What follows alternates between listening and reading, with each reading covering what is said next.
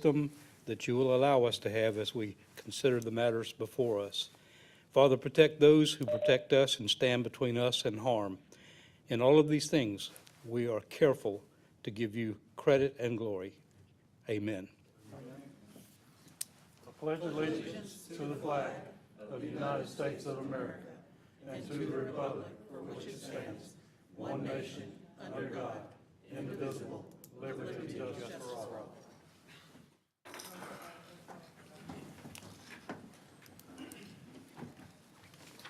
All right, roll call, Katie. Commissioner Turner is absent. All right. Are there any amendments to the agenda?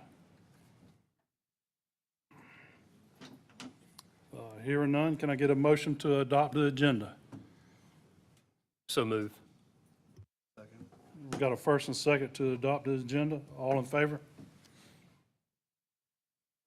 All right, if there's no changes to the minutes from the March 4th regular meeting and executive session, can I get a motion to accept those minutes? So moved. Second. A first and second to accept the minutes. All in favor? All right, this brings us to our presentation. James, that's you. Right off the bat.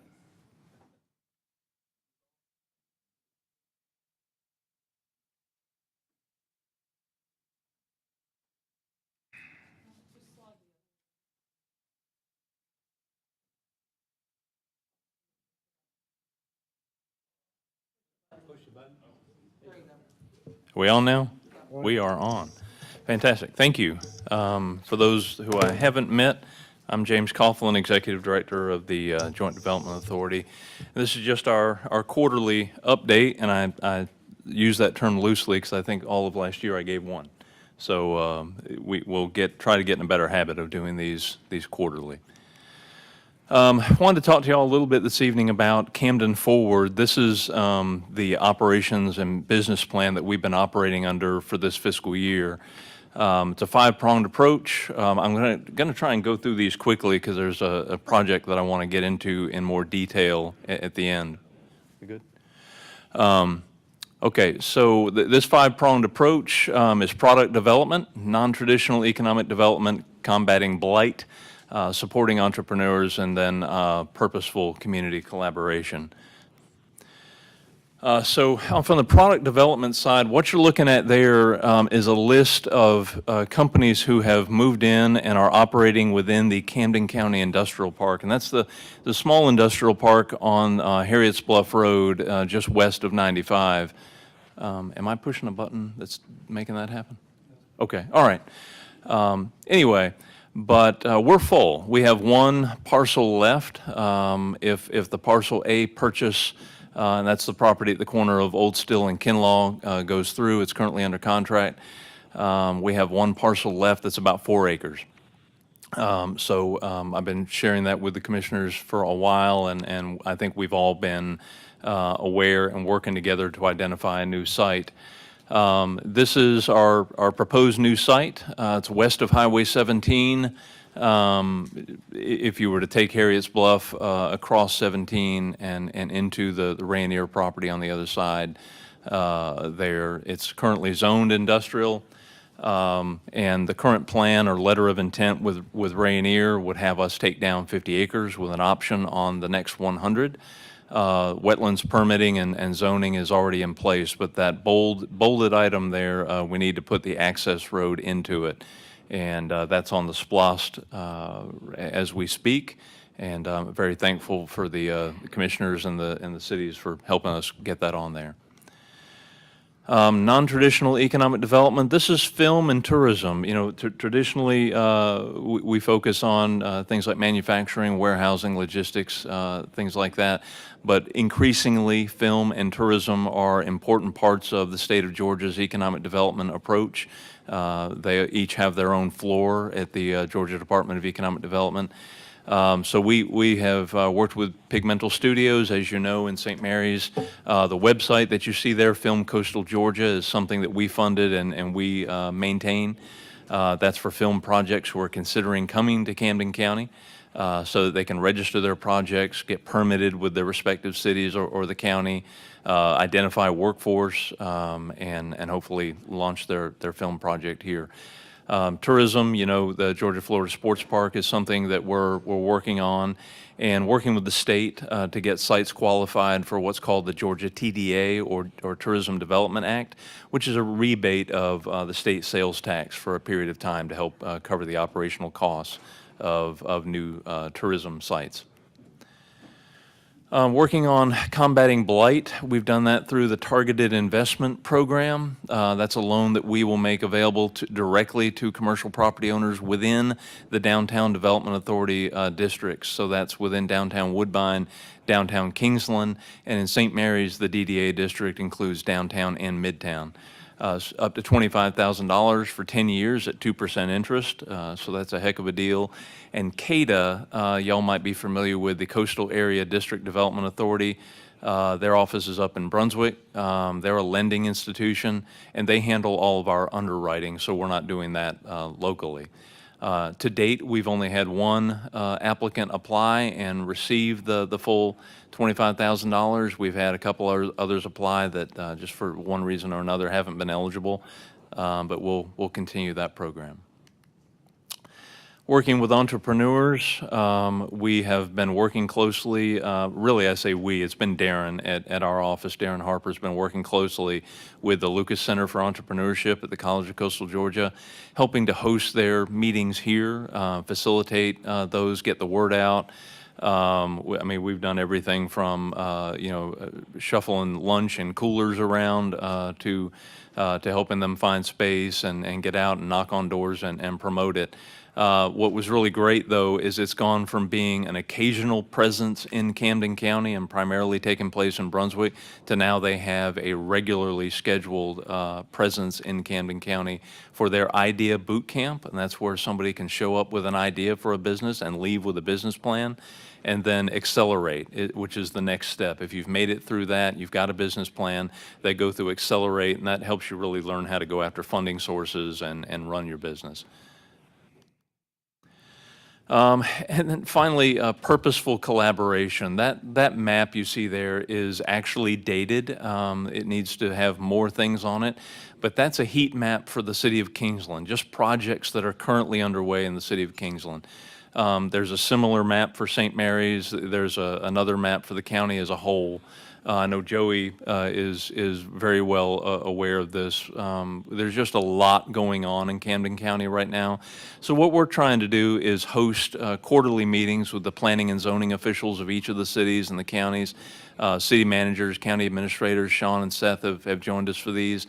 There's just value in it, in getting together to make sure that we're all aware of what the other one is doing, especially in Kingsland and St. Mary's, where some of these projects will literally be taking place in Kingsland but draining into St. Mary's, or they'll be taking place in St. Mary's but their ingress and egress dumps traffic directly into Kingsland. So it's just important that we're all working together on this, because there is a tremendous amount of growth coming to Camden in the next couple of years. So we're hoping to be the common link, because we work with everybody, each of the cities and the county, so to help facilitate that. I wanted to give a project update, and I felt like it was important to go ahead and address this because it's out on social media and it's been featured in several different publications in the last week. With Cumberland Inlet, we are the lender to a developer that had planned to develop what you see there, and that's the master plan that was adopted by the city. And that's the former Gilman paper mill, by the way. For anybody that doesn't know. That loan to that developer is secured by both a security pledge from the company, from their company, and also by the property itself. That developer is currently in default.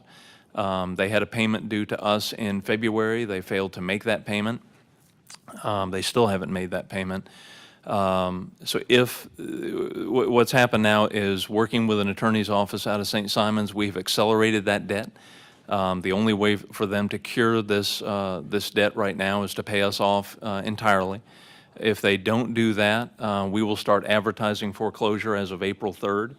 You'll start seeing that in the Tribune and Georgian, with the plan to foreclose on the property on May 6th.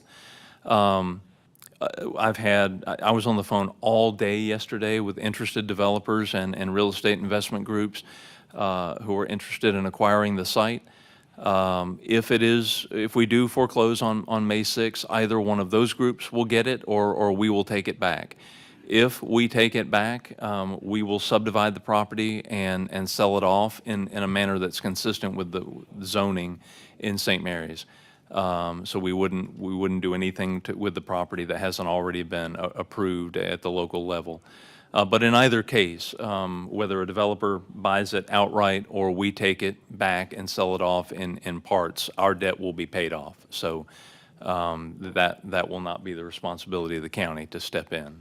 So anyway, we're hopeful that the developer will step up and come to the table and just pay the debt. But if they don't, then we have a remedy for that. James, what are the two amounts we're talking about? What is the installment that's in arrears and what is the total? Roughly, the payment that was due in February, and I don't have the exact down to the penny, but it was about 182,000. Yeah. 182,000? Yes, sir. And that was an interest-only payment. Thank you. He makes 2 payments a year. In February, it's an interest-only payment, and then in August, he's to make a payment that is principal and interest. So y'all probably remember he was late with his payment in this past August of '24. He eventually made it, and then he's late this time. And the way the agreement works is the first time he's in default, we have to offer a grace period, but the second default is immediately we start the process. So Thank you. that's where we're at. James, how much was the original loan for? 10.8, and that involved $7 million to take the property down, about $1.5 million in pre-development expenses, and the remainder was capitalized interest, so that there wouldn't be a payment for the first couple of years. Yeah, so 10.8. For Jacoby to get whole now, he would have to pay, 9.3. okay, so the entire amount. That's right. So he can't just come up and pay the 182? No. Okay. The only way to cure it at this point is for him to pay the entire amount owed. Yeah, and he maintains that he's got investors and lenders that may put him in a position to do that, and I hope they do. Bring it on. Right, right. The truth is, I've enjoyed working with the gentleman, but if that doesn't happen, we'll go ahead and move through this process and sell it to somebody else. I believe our property appraiser has got it appraised close to $11 million now. And I can tell you, most of the value of the property and the calls that we're getting are, does the pointer work? Well, I don't know if the pointer, yeah, maybe. Well, are about the southern end of the property. We still hold the marina permit that was issued by DNR back in 2019 and renewed in '22. So that area down there, close to Meeting Street and Osborne, people find enough value to pay us off just based on that. They're not so much interested in the north end of the property. They'd take it if they had to, but they don't have any plans So for it. that's largely the fountain and the boat ramp area. That's right, yeah, from the corner of Osborne and Meeting down to the Meeting Street boat ramp and north, maybe for 50 acres. That's where the real cherry is for these developers. So the marina permit's still active, right? It is, the marina Is there a permit. time, I'm sorry, is there a time frame? Right now, it would expire in 2027, but it would be eligible for another 5-year renewal in '27. Yeah, so that's the only project I wanted to make sure. We've got some other things going on. If you've driven out to the industrial park, you've probably seen that Sice, which is the Italian water pump company, they've got their foundation poured. They're starting construction. We're working with Okefenokee EMC on another substation off of Kinlaw. So we've got a couple of things going on, but I specifically wanted to address that one because I know it's out there in the public and people talk about it. I want to make sure you had the facts. So that may be it. I think that's all I've got. Any questions about any of that? Anybody got any On more the questions? targeted investment program is targeted for downtown, but is it available to unincorporated areas? We have businesses in unincorporated areas. We do, the first year we did it, we wanted to do it in partnership with the downtown development authorities in the cities. Given how few applicants we've had for it, I think we might adjust that and just open it up for the whole county. The original plan was to make it available to the DDAs. They could take it and assist these businesses, but the businesses are coming to us directly, not going through the DDAs. So this is a little bit of a build the plane as we fly it kind of thing. We're trying to figure out what's the best approach to get to the businesses, and going through the DDAs, I think, is just an extra step. So, yeah. Anybody got anything else? Just real quick, so where does the money for the TIP program come from? Good question, thank you. So we've got an account that we have labeled as unencumbered funds. It's mainly money that we've made from whenever we issue a bond, like, these workforce housing projects that come to us and they ask us to process their bond. We charge them an administrative fee. It's 1/8 of 1% is the legal amount for us to charge. But some of these projects are $25 million, $40 million projects. So we've built up a pretty substantial fund of unencumbered funds account. The rest of it is from administrative fees we charge when we're managing property for someone or selling property for someone. So those are unencumbered funds, not funds that have come from the county. Yep. Thank you, James. Okay. Thanks, y'all. Thank you, James. All right, if nobody else has got anything for James, we'll move on. This brings us to our first public comment section of the night. We'll limit it to 3 minutes and agenda items only. Anybody registered, Katie? Anybody wish to speak for the board on an agenda item only? All right. Seeing none, we'll move on. Okay, Joey.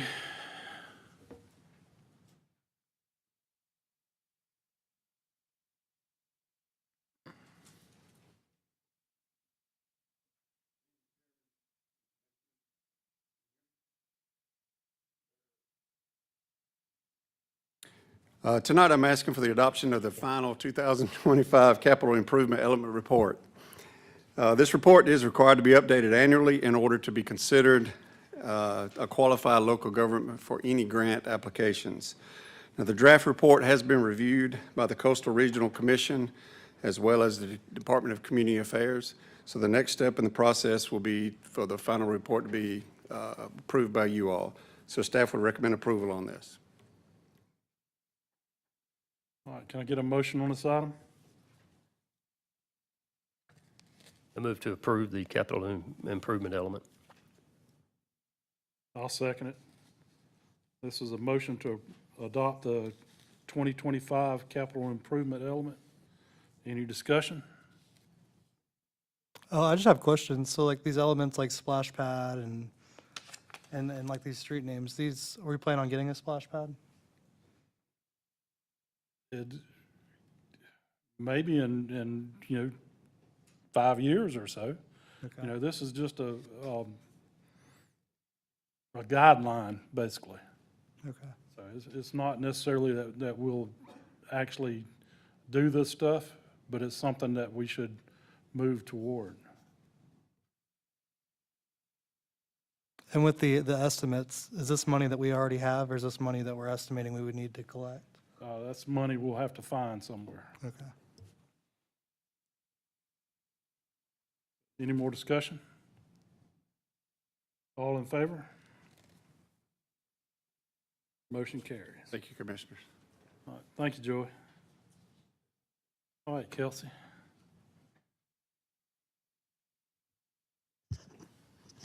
Good evening, Commissioners. This agenda item is for your consideration to purchase pour-in-place tire-derived material for Cornelia Jackson Memorial Park from Pro Playgrounds.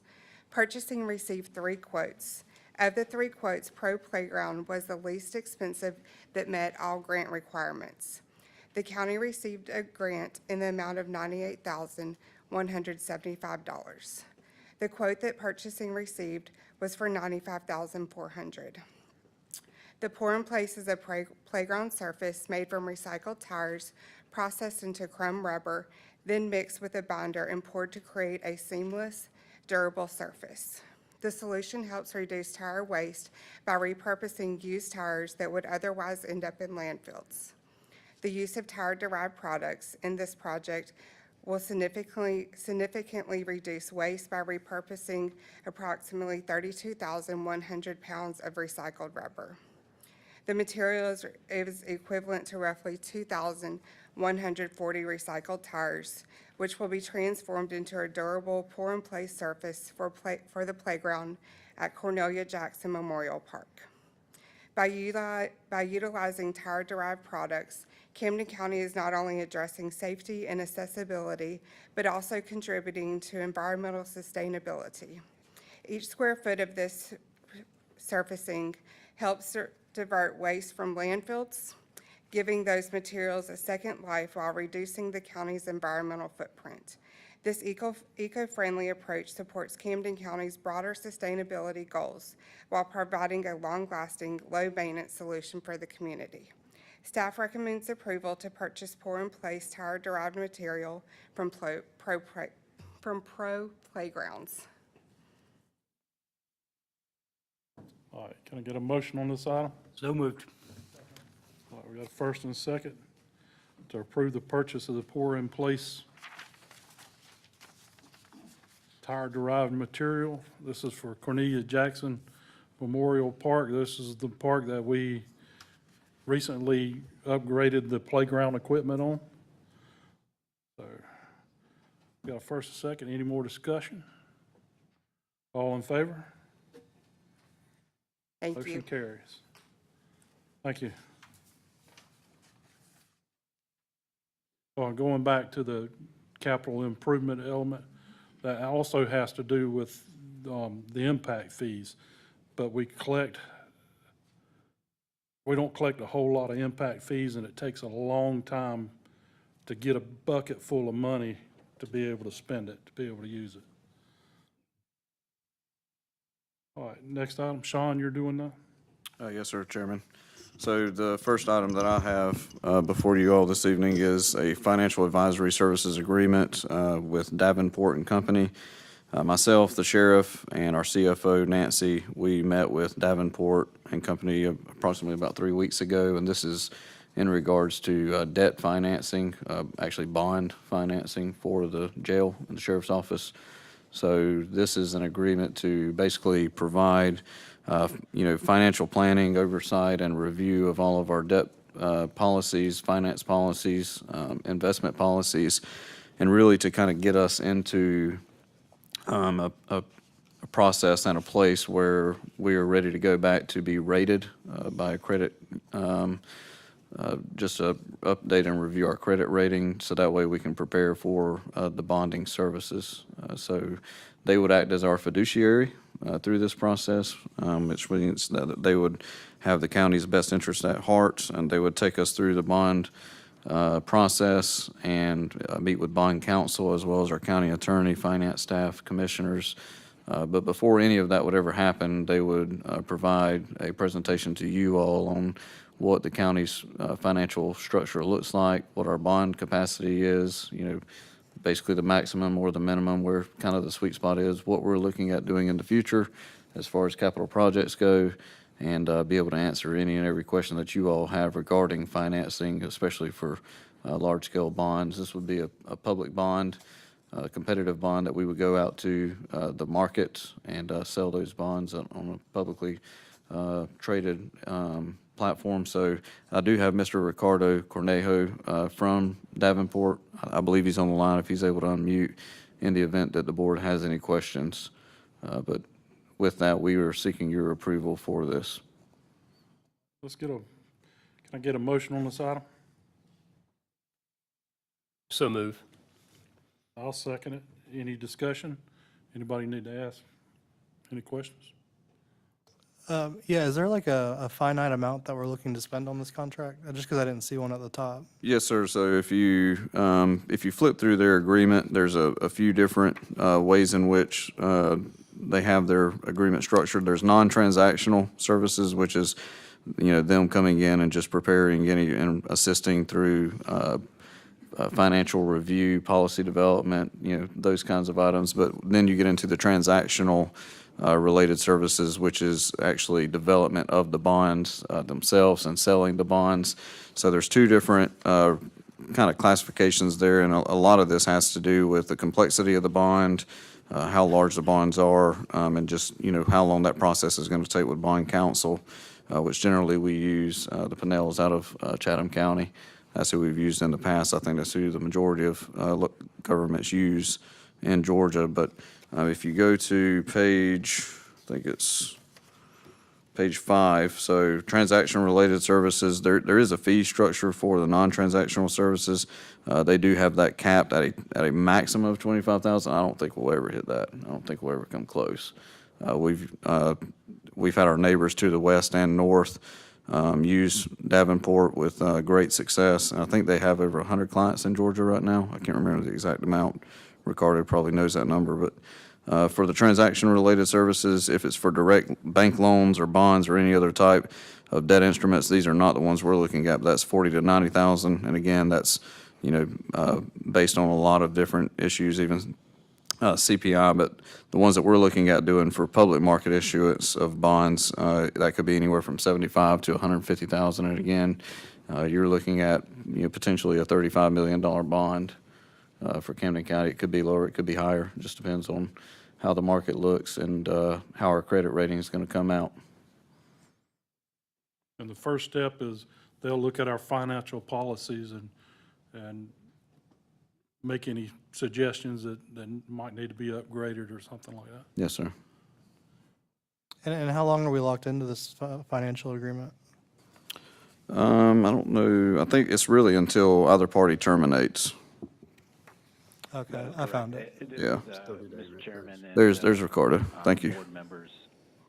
Yes, board members and Mr. Chairman, it is a 30-day, basically, written notice that you can just give us in order to terminate the contract.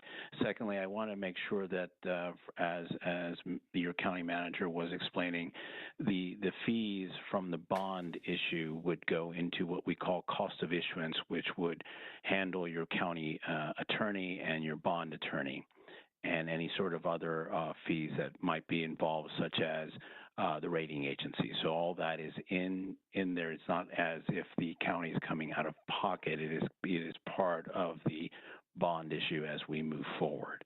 And so these two documents are the financial advisory service agreement, or the longer one, allows us to be your advisor. And as your county manager discussed, we would be working on various different things that he would call us upon to do, or if you so directed your county manager to do. The second or smaller one, the addendum, allows us to focus on the comprehensive financial review, which is what your county manager discussed as far as financial policies, debt capacity, debt affordability, looking specifically at capital projects that the county manager asks us to go and review. So that's how it would work. And by the way, just a quick thing, we are 5 members here in Roswell. We all work on this as a team. We have over 102 clients here in Georgia, all of them grown organically, and basically very counties, cities, school districts, as your county manager discussed, Bryan County, Chatham County, Bullock County, and then in the area where you all are is Charlton, Folkestone, Brunswick, Glen, Joint Water and Sewer Commission, the City of Brunswick, Lumber City. So all different sizes that we work with, and so we understand the nuances of large counties and then small cities also. Thank you. Mr. Boatwright, who did we use before considering this company? I'm not aware. I mean, that would have been well before my time. I think it's been probably since 2007 since we've ever issued a public bond. That would have been for, I believe, the landfill at that time. And we used the Pinnells for, the bond counsel, but I don't know that we ever used a fiduciary. Okay, And a bond of this size, I would highly recommend that. thank you. Anybody got anything else? All right, all in favor? All right, thank you. All right, next item. Who's doing that? You doing that, I'll Sean? do it too. Thank you, Ricardo. We appreciate your time. You're Thank you so much. Thank you. Yes. Thank you, staff. Thank you, Chairman and Commissioners. Greatly appreciated. Thank you for the privilege. Chairman and Commissioners, this next item is for the University of Georgia Extension. This is a annual agreement that we have with them. The amount is for $96,645. This is basically a pledge to the University of Georgia. They have the same budgeting process that we have, the same year, fiscal year at least, and they just need basically a letter of commitment that we are committing that we are going to continue to fund either a portion of the salaries or nearly in totality for one of the positions. So if you look at the attachment that's in the packet, the one position that the county nearly in totality funds is the 4-H educator, and that's at a total of $42,913. But for the other three positions, it's a portion of. We don't fully fund those positions, and that's the case across every county in Georgia. Every county has an extension, and generally the counties appropriate some portion of the extension's salaries. So we do this every year. This is annual. We're just asking for your approval for this so we can send this to UGA and that they can go ahead and begin their budgeting process and have our letter of commitment for them. All right, can I get a motion on this item? Make a motion that we approve the financial agreement with the University of Georgia for the budget period July 1, 2025, June 30th, 2026, in the amount of $96,000 some odd dollars. Yes, sir. All right, we got a first and second to approve the annual fiscal agreement with the University of Georgia. All in favor? Thank you. Thank you. I forgot to add, go Dogs. Okay, now, the next item was an item that we tabled, or proper term would be postponed, a couple of meetings ago. This is for the proposal for disbursement of the Victim Advocates Grant. I'll make a motion, we go ahead and allow that. He'll be able to use that money just to pay the victim advocates. He was a little confusing in his wording before. And that'll free up a little bit of money in his budget. I'll second for the purpose of discussion. Got a first and a second? All right, any discussion? So to be clear, though, you're saying out of his budget, but we pay his employees directly, correct? We are now, yeah. We are now, yeah. We are now. So basically, his total budget is approximately $775 and some change. I'm not clear on the entire amount, but what he's asking us to do is the amount of money that he is wanting to reimburse or grant us, if you will, from the VOCA, I think is like $60,000, just over $60,000. I think it's actually like 61 and some change. And basically, that would be a credit to his budget, which would free up additional funds in order to be able to hire additional personnel. He's just trying to offset the salary for one of the victim advocates. So we have two of those right now in the Camden County office. I think my request would be is that if we are crediting his budget, then it's credited against whatever the total is. It's not that we're inflating his budget, it's that, that he's crediting us with that cash, which then frees us up a little bit more to be able to offer him the ability to hire another. Intake clerk. Correct, yes, I agree sir. with you, Sean. And in discussion with the sheriff, they're in agreement with that they need that position.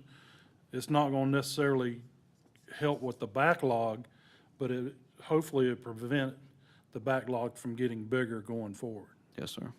Yeah, my understanding, and I've spoken with other attorneys and even the public defender's office, is that, right now, it seems as though some of his attorneys, the DA's attorneys, are, somewhat acting as legal clerks, where they're having to open their own files, track their own files. So in that instance, I think it is a general consensus that it will help. Does it mean it's going to clear up the backlog? Probably not, but it will be of an assistance.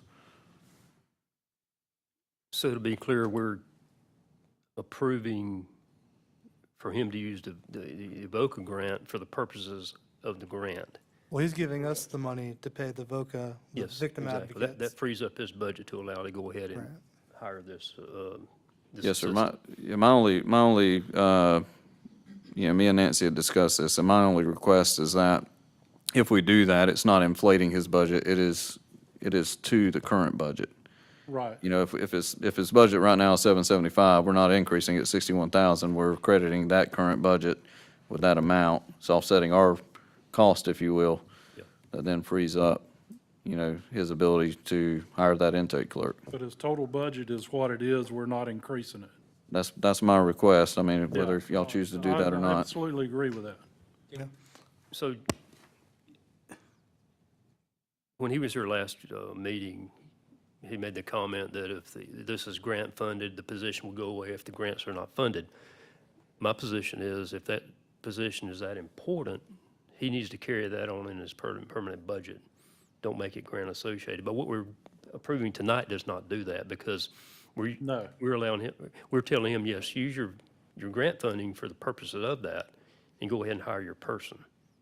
And that'll be a permanent position, not a grant-related salary position. Well, and I know the budget, we're in budget season now. Everybody's budgets are due this Friday. So I think, whenever that time comes for him to present his budget, I do understand there's probably going to be a decent request coming that may be more than what we currently have budgeted. But I do think that it would be imperative that the commission understands and knows exactly where the funds are being spent.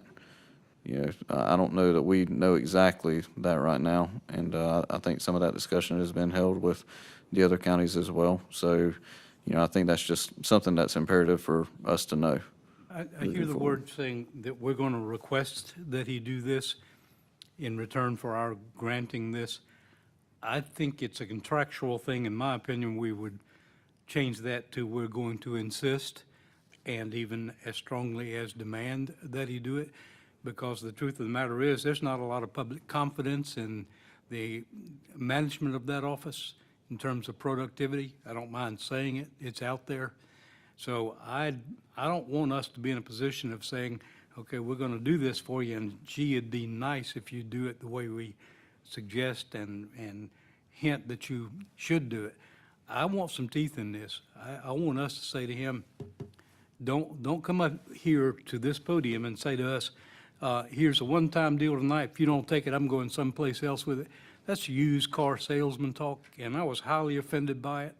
And I don't want us to be in a position with him. I don't care what he thinks of himself. I don't think that much of him.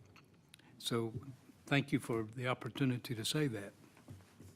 And I just have one last question, and it might actually be a better question for Mike.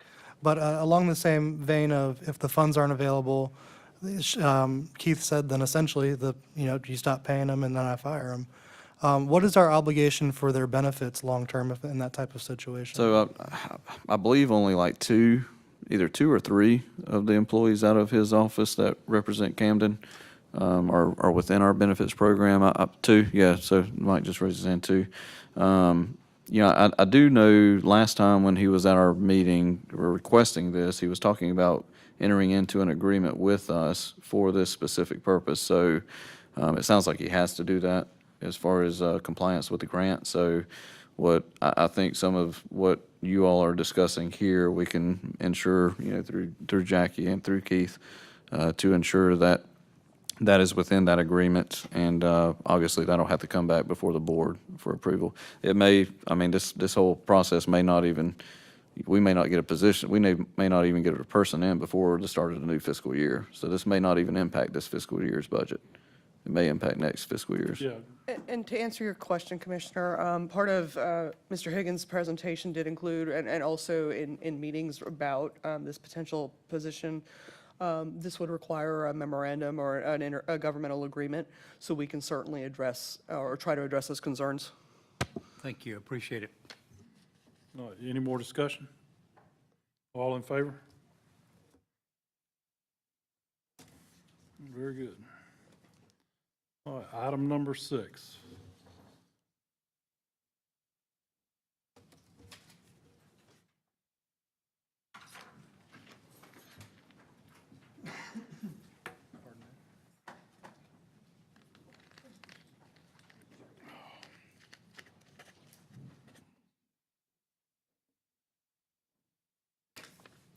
All right, good evening, Commissioners. Seth Collins, Deputy County Administrator, and Jared Wells, Public Protection and Compliance. A few weeks ago, Commissioner Smith brought forth this item, and we were able to do some research, and I want to provide you with an update on the establishment of the Code Enforcement Board as authorized by state law.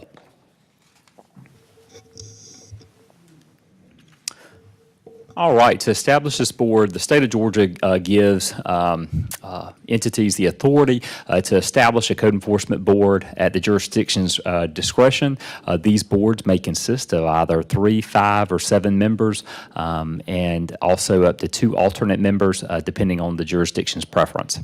A code enforcement board member must be residents of the jurisdiction they serve, so they would have to be residents of Camden County.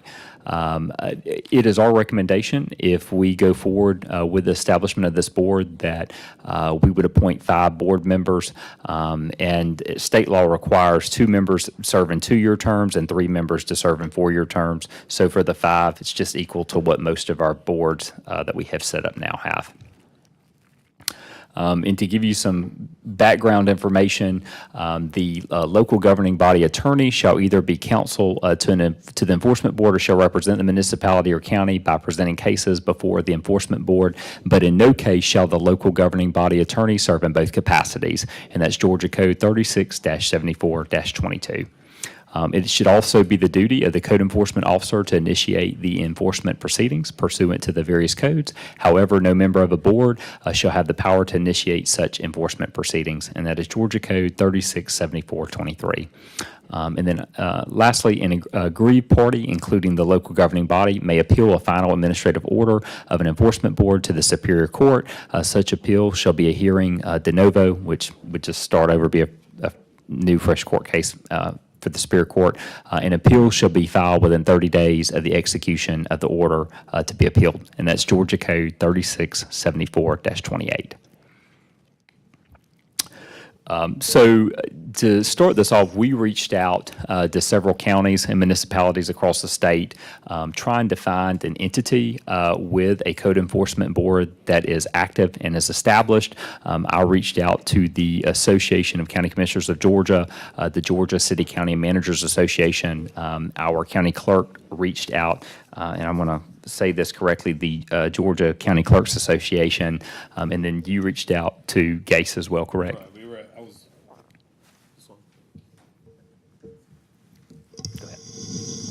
I was, yeah, I was at GACE, the GACE conference, Georgia Association of Code Enforcement in Savannah a couple weeks ago. I did talk with the president of that organization, of that association.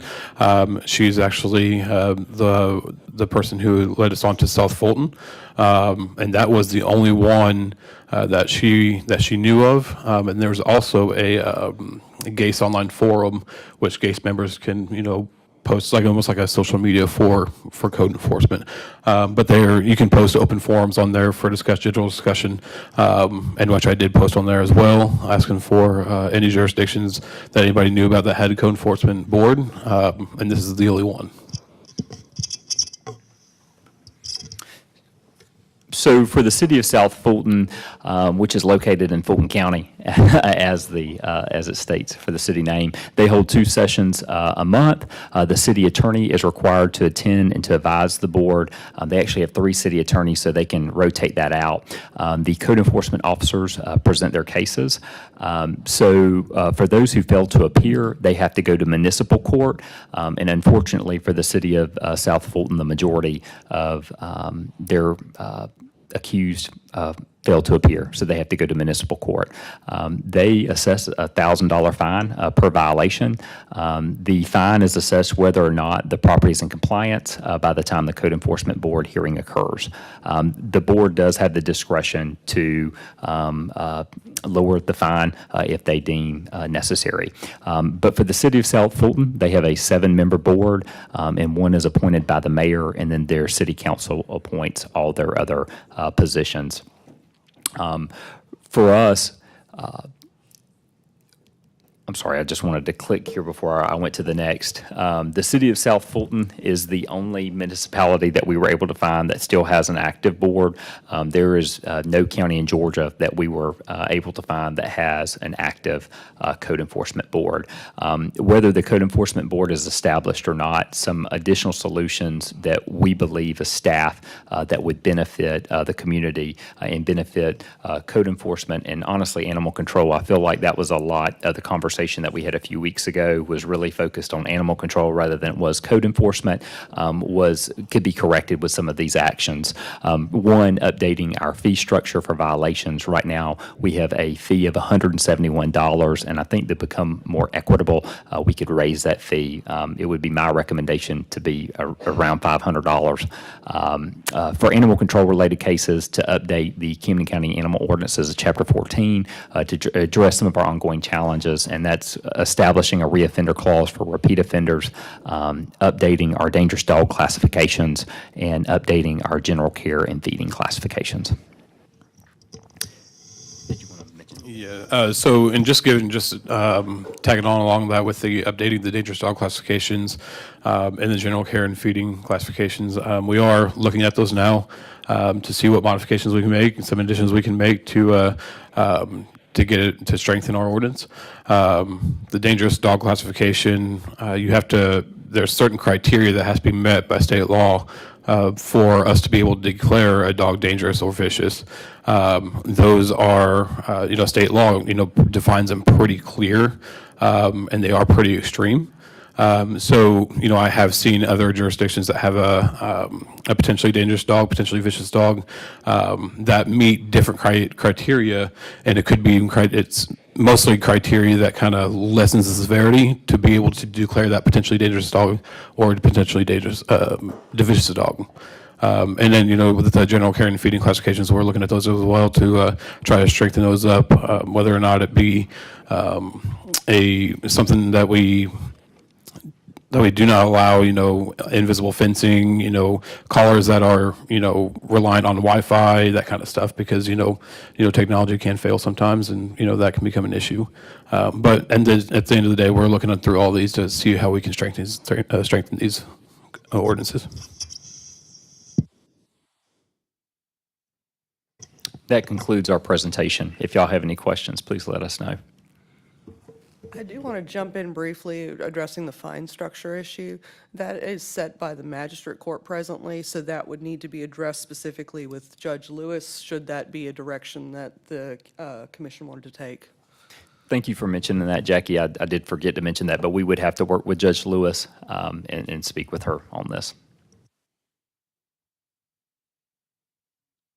If I may, Jackie, real quick, that could, let's say she doesn't want to move up on the fine, right? That can be sidestepped, so to say, by the enforcement board, correct? They set their own fine structure? If a code enforcement board is the way that the county went, the code enforcement board would be the one to address the fines set by the board. So it appears that way by the statutes. If we're staying within our current system, then it would, we would meet with Judge Lewis to address how the board wanted to go. And I don't know the last time that these were reviewed. Thank you.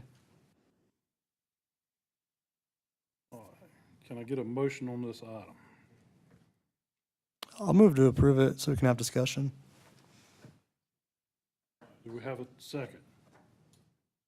Second it, Jim? I second it for discussion. For discussion. All right. This is for the establishment of a code enforcement board. I'm not in favor of establishing another layer of government, especially when it's a non-elected government.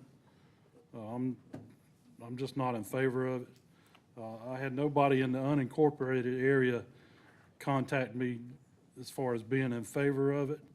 I am, however, in favor of, and I've talked to Seth and Sean about this last year or so, about updating our animal control ordinances. I think that's something that must be done. Right, and I'm not married to the idea of an enforcement board. I was brought a challenge, and the challenge is that we get held up in magistrate court because people will request a jury trial, and it will go to Superior Court where they don't have time for this type of stuff. And then after a jury trial, it's well over $171. So I'm not married to the idea of an enforcement board, but I do believe we need to find a solution, and this is one way towards it. Well, to me, the start would be updating our ordinances, which would need to be done whether you establish a board or not, so. Right, but increasing the fee doesn't give us any more enforcement options, whereas this would be an administrative hearing where we'd have more of an avenue for enforcement. But I do understand your concern. All right, any more discussion? No, just say if we have weaknesses in our existing ordinance, let's look at that first, and then go from there rather than add another layer. And I'm not against doing anything to make it better. Let's just be cautious about how we move forward. And Seth, were you able to identify weaknesses in our ordinance?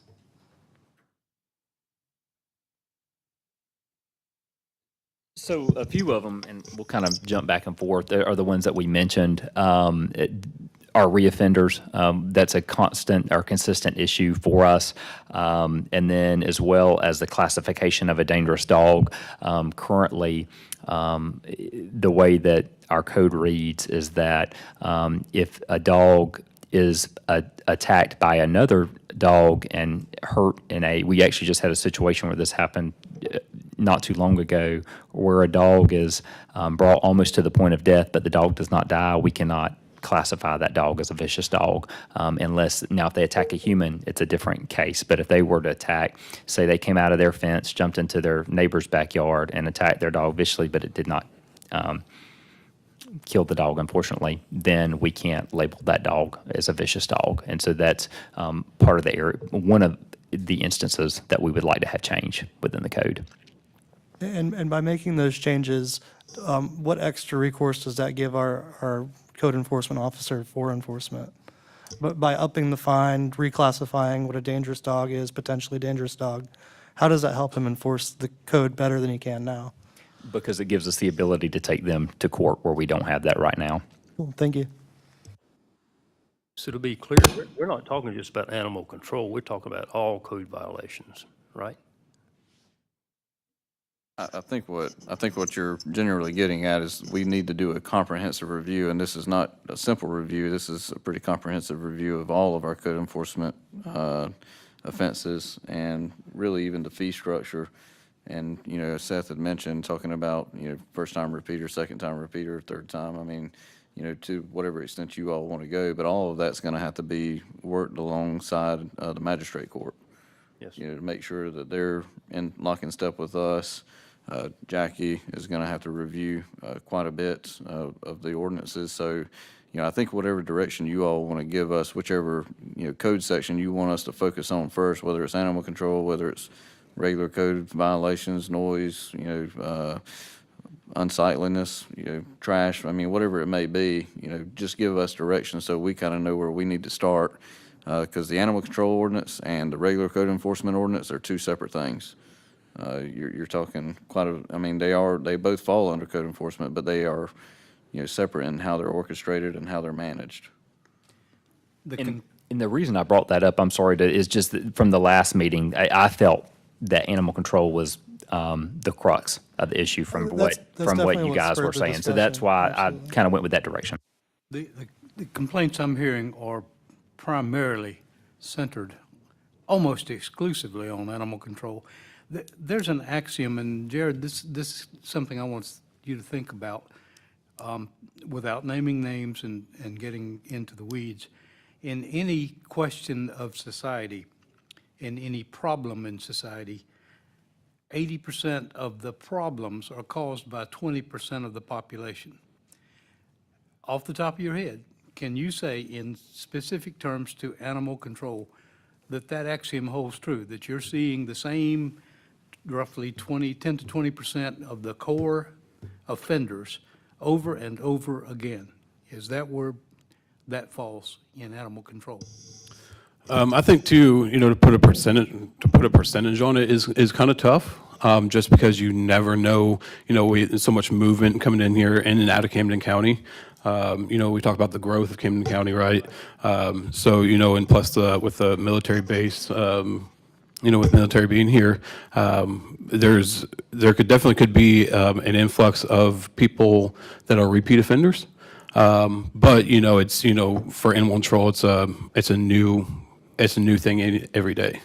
But we do have a substantial amount of repeat offenders, which is why one of our recommendations is to establish that reoffender clause, so that way we can get some accountability. Well, I would like to see us put the water on the fire and put it on the base of the flames. And I think that if we can identify core offenders, repeat offenders, and I'm with Ben, I don't want to create another whole bureaucracy, and, the care and feeding of such becomes a problem when we can simply strengthen the current ordinances and fines and forfeitures to the point that it becomes painful enough for repeat offenders to quit doing it.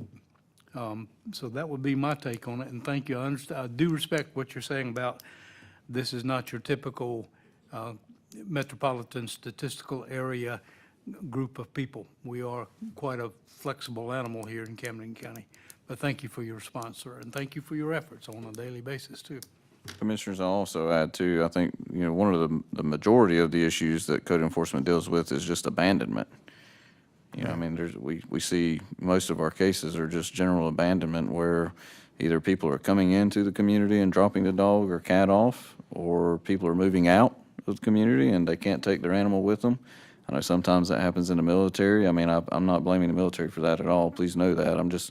It could be anybody. If they move somewhere and they can't take the animal with them, either because of rental agreements, maybe they can't have a dog or a cat at the new facility they're moving into, or whatever it may be. And, we see that across the county. It's not very specific to a specific population or location. It's just, obviously, the majority of our calls are within St. Mary's and Kingsland. It's obviously where the most dense populations are. But I will say this, I think, this kind of goes back to our strategic planning initiatives, is that depending upon whatever expectations you all have as a board, we are going to need more resources. Obviously, that costs money. Staffing resources, and with staffing resources comes, additional vehicles, equipment, those kinds of things. So it just depends on what level of enforcement do you all want. So we can trap as many dogs and cats as you all want us to, or we can back off some. It depends on whatever level of service you all want. And there's nothing prevents the city of Kingsland or St. Mary's from establishing their own animal control, is there? No, so there's not. We would have to, when the time comes for our service delivery strategy, to just renegotiate that, if you will. So if St. Mary's, Kingsland, or even Woodbine, if any of those ever wanted to step up and provide for their own animal control through code enforcement or however they wanted to do it, they can. I think the elect to do problem so. is why would they want to if we're doing it? Well, yeah, that comes into it, but I think a lot of times it's not necessarily a political decision, but it's also a health and safety question too. If we're not able to provide effective services in those areas just due to limitations that we have on our budget or resources, whatever it may be, they may then elect and choose to then provide those additional services. So that's really what cities are there for. They provide more services than what the county is able and willing to do. That's why generally cities incorporate. And if I could just touch on something, what Sean was saying is, I'm totally with him. And, I do apologize. I don't want to make it seem like I was blaming the military at all. I know that could have come out wrong. I would just, I was meaning just based on the influx of people that we have coming in and out of the county, that makes a huge difference. And, Sean's absolutely right. It is one of our biggest issues is abandonment. And, of course, typically, nobody's gonna abandon a dog that's microchipped that we can find, like that. It's all dogs who've, either been used for hunting or dogs that don't work out in certain homes, whatever the case may be. So, that the abandonment is our biggest issue, I would say, in the county. I know we want to try to wrap this up, but I got 2 more questions for Jared, if that's okay. In terms of abandonment, do we still utilize that? Because, there have been instances of a dog left in a crate down at a St. Mary's Park. Do we still utilize the 48-hour rule, or we just leave them out in limbo before we go pick them up? The 48-hour rule, and if it's abandonment, if it's a dog in a crate, obviously it doesn't really have any resources right then and there, and we recognize that. So, I can make, or we can make, accommodations for extreme situations like that, like cruelty, seizures for pets left in hotel rooms, that kind of stuff, where they have, there is no other option. But when it comes to, if someone calls and says, hey, I have a dog running through my yard, then yes, of course, we do have to take that 48-hour rule to make room for those extreme situations. Right. And then last question. In terms of recognizing repeat offenders, obviously you see a beautiful, cute white dog named Fluffy. You might not know who the answer is unless it's microchipped. And even then, they can be microchipped and not have it registered. This is your industry. Do you know better than I? What does the law say about mandating microchipping and having them registered? In Georgia, there's no requirement for microchipping. Now, there's our requirements for shelters that adopt them out, that they be microchipped. But that's a Department of Ag regulation as well. But as far as it being a state law that all pets must be microchipped, to my knowledge, there is no state law that requires that. So being so, are we prohibited from establishing that as an ordinance? That would A be. Jackie question. But Yeah, that would be. We just have to research it and see if the law precludes us from being able to do that. Sometimes they'll preclude us from enacting anything more restrictive than what state law currently has. We see that sometimes, and then sometimes there's not. We just got to do some research on that. Right, but I do want to thank you, Jared. I know you're doing the best you can with the limited resources that are provided to you. So thank you for that. Yeah, and as far as the microchipping, that's something that we do have to be careful about. Because nobody wants to be told what to do with their dog, especially if it's a hunting dog, whatever the case may be. Dogs are considered property in Georgia, so it's their right to do with it as they please. All right, any more discussion? All right, right now we got a first and a second to establish a code enforcement board. All in favor? Those opposed? All right, this brings us to reports. Chairman, just to be clear, it sounds like the consensus of the board is to, kind of direct staff to just review it sounds like animal control ordinance first. Let's start with the animal control first, and then we'll get into the rest. Can we get a motion on that, if that's okay? Sure. I move that we work towards updating our animal control ordinance to be more effective and efficient. Second. Okay. Got a first and a second. Any discussion on that? All in favor? Good deal. Thank you. All right, I'm going to turn this off, so kill it. All right, calendar, Katie? There's no changes to the calendar at this time. County administrator comments? I don't have any other comments, Chairman, other than, just appreciate staff and all of their efforts, the cities as well, JDA, PSA. There was a lot of folks involved in the SPLOST 9 negotiations and putting all of that forth. And I know the vote just wrapped up, so we'll probably know here within the next couple hours. So appreciate everybody's time and efforts within that. Thank you. All right, this brings us to our last public comment section of the night. Anybody registered, Katie? Yes, Ms. Laura Weston. Ms. Laura Weston? That's who I have registered. We'll open the floor to all comments after Ms. Weston's. All right, you're limited to 3 minutes, sir. Okay, good evening.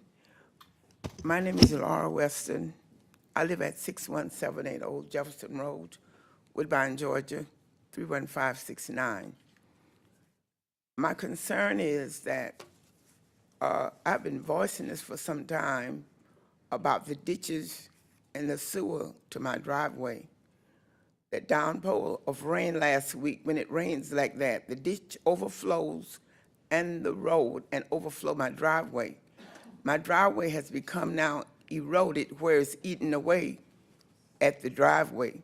So what I'm concerned about is somebody coming to maybe crest those ditches or trench the ditch wider so that water would have somewhere to go.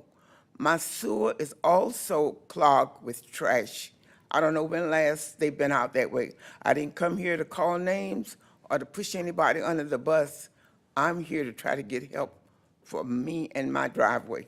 Maybe you might say why I'm the only one and I live on Jefferson with other people, but I'm concerned about Laura. The thing is too, I live next door to Wildwood. When the water comes down out of Wildwood, it comes to the ditch and it comes my way. Well, some places where the ditch is supposed to be a ditch, it is even to the highway, and it has no way to go but on the highway and then come and overflow my driveway. As I'm speaking now, it washed my mailbox up out of the ground.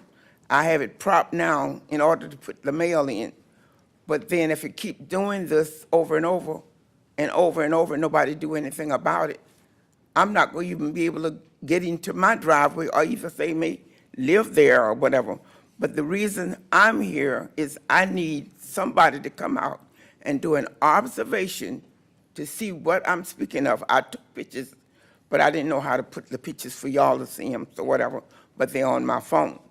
But then if I can get somebody to come out and do an observation to see what I'm speaking of, then you'll know what I need the county to do to help solve that situation. And I thank you very much. Seth, can you get her number and address? Can we get your phone number? Could you step over here? Could you come over, you know, And we'll just get your phone number so we can get contact with you.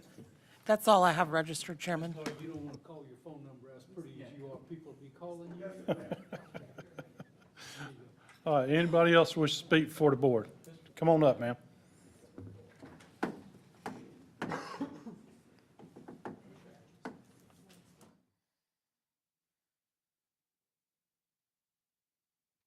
Hello, Commissioners. I'm Shirley Sessom from 114 Boston Court, St. Mary's, Georgia. This is my first time here, and I'm not sure if I'm out of order with what I'm going to speak about, but you can just let me know. In reference to the Jacoby's faulting on his loan, I wanted to ask you all, the money that, if he does default, the money that is already paid in, where does it go? In other words, all the funds that he made, because I'm sure y'all not going to reimburse him. I just want to know where it goes. That's just a question I just wanted to ask. And another thing I wanted to ask you were, the University of Georgia, which is federally funded, what impact does this have on, with the DUI being canceled and a lot of the federal funds to universities are being canceled? What impact does that have on the taxes for the county who is may have to step in and try to support this university? That was my second question. And the next question I wanted to ask you in reference to the animals, the dangerous and vicious animal. Is there anything in place where repeated offenders with vicious dogs and dangerous dogs, where the dog can be removed? Because I lived in Scotland for some years, and our dog had to be quarantined, and I was responsible for paying for 6 months for that dog, and before I can get him back. So I just wanted to ask y'all, have you considered removing a dog, a dangerous dog, a vicious dog, from a repeated offender that's constantly, you talk about those people, and having them pay for the housing of that dog. And that's all I had to say. Ms. Shirley, could you tell me your last name again? I didn't catch it. Sessoms, Sessoms. Gotcha. Thank you so much. All right, if you stick around, we can answer some of your questions in a minute. No, go, Yeah, we're going, after the meeting. after meeting. All right, anybody else wish to speak? Come on up, Mr. Manning.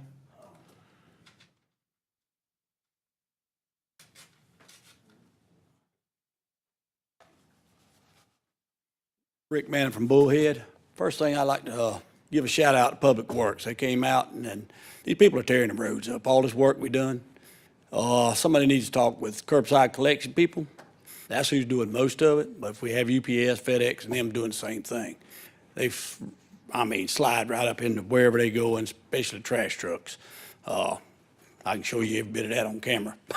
But anyway, they had to come out and fix Bullhead Road. There wasn't no sense in that. After all them rocks and all the work that was done on it, those holes was knee deep because of the rain.